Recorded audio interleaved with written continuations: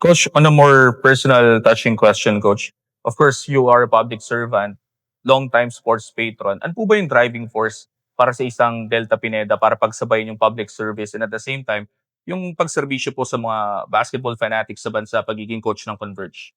Yung yung pagiging coach po siguro nito parang ano na lang 'to, part na rin nung ever since na pagmo-motivate ko sa mga bata. Kahit yung mga elementary, high school na mga alaga ko, na papaano namin sila tinuturuan, i-motivate para ilabas yung skills nila. Same thing din dito sa pagko-coach ko. Pero but still, my priority is yung public service. Hindi po puwedeng mawala yun kasi commitment ko sa mga kapampangan yun. And then ito, tulong na rin in a way sa mga bata na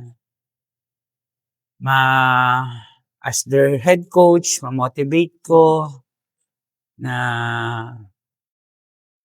matulungan sila na mailabas pa yung mga skills nila.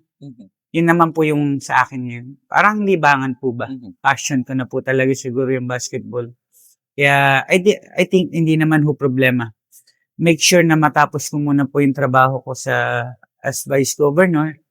And then I give time naman po sa pagiging coach ko.